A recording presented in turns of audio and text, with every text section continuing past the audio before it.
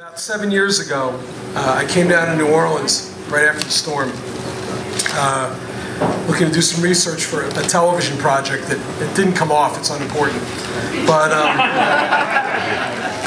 at some point, I picked up a copy of Offbeat magazine. There was an article in there by John Swenson about Davis Rogan and this album he had just put out. And it was singing the charms of this thing as being this very peculiar, very wonderful voice of New Orleans. So I said, well, I got to get that. And I went to the record store and I picked it up and I put it on. And moments later, Godzilla versus MLK is assaulting me. It's assaulting. And I was a newspaperman for many years, so the phrase "what the fuck" is not alien to my vocabulary. And I remember admitting it, repeatedly. But at some point, I said to myself, I got to get in touch with this guy. So I called the record label, and they said, he's in France somewhere. I said, like France? I said, yeah, because he's got a gig. He's like an artist in residence. Now, yeah, this is beyond what the fuck. This is what the fuck. This is. But 3 weeks after that, I get a call back in Baltimore, and it's like, dude, this is Davis Rogan. You're looking for me? And so we talk, and we arrange to meet, and yeah, I'm looking for these voices for this show, and we arrange it. But the last thing I remember saying to him, and this is an honest-to-God quote, I couldn't make this up. I said, Davis, are you really in France? You're an artist in residence? He goes, dude, I'm at a chateau in the Loire Valley. They got Eleanor of Aquitaine buried around here somewhere. So I got off the phone and thought, okay. That's a bit of creative paraphrasing, but I've been giving you license to do that for quite some time. Yeah. You finally get to have your say. Well, we all know that Davis, the thing that was told to me before I made that first phone call by many people in New Orleans was, Davis has his good moments, Davis has his other moments. Davis can be Jekyll, Davis can be Hyde. Davis can be this, Davis can be that. There was a lot of legerdemain about Davis Rogan in this town. And the best thing that somebody said to me was, Davis is an acquired taste. Now, the truth is, everybody in this room has acquired him. And he really is an acquired taste. And once you understand sort of the forces that are motivating him, they're pretty beautiful in a way. Most of them are. Even the ones that send him. And in that sense, Stephanie, you've acquired this man. And God bless you, because it's one of the most civilizing forces ever. Since society's invented things like animal husbandry and and democratic government, this is it really is a glorious thing. But in between all of the moments of grand spectacle and performance art and everything else he's given us in his life, he's capable, and we all know this, of great moments of charity, great moments of real human connection, of real sincerity, bleeding out from both wrists. It's been glorious, and I want to leave you with one of them, which is the first time I came down here on a research trip after that conversation, checked in with Davis at Shea, Governor Nichols, and went upstairs, and I was with my son, Ethan, who was about 11 then. Ethan had been playing piano since he was about 6. He hated it with a passion.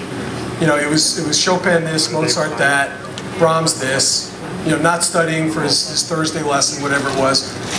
And Davis only had to find out that he was playing piano when he was sort of marginally interested in the instrument. And Davis, in the midst of him and I trying to do this business about this show that was never going to happen, Davis pulled him over to that piano, past all the clutter and everything else that was Governor Nichols.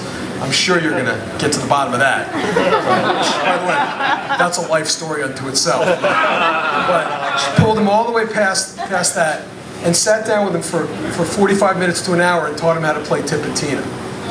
And at that point, my son wanted to play the piano. So this is to you, Davis, to you, Stephanie. It's a wonderful day, but I got to curse the ground you walk on because you've made my son into a musician for life. If you ever needed to think that you got even with me for Treme,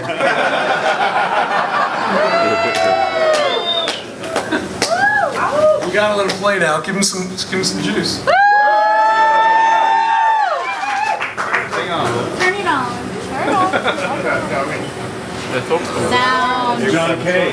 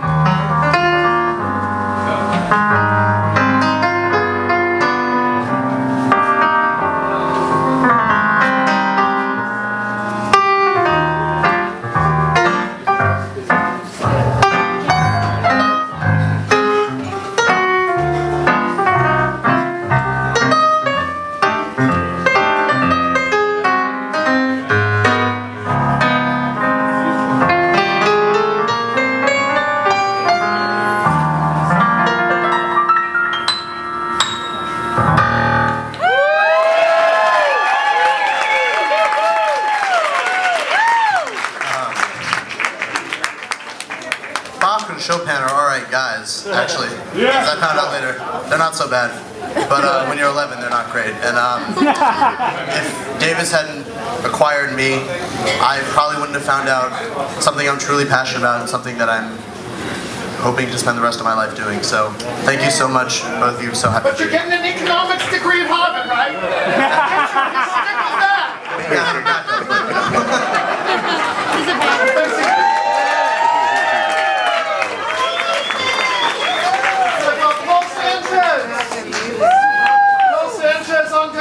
Anybody?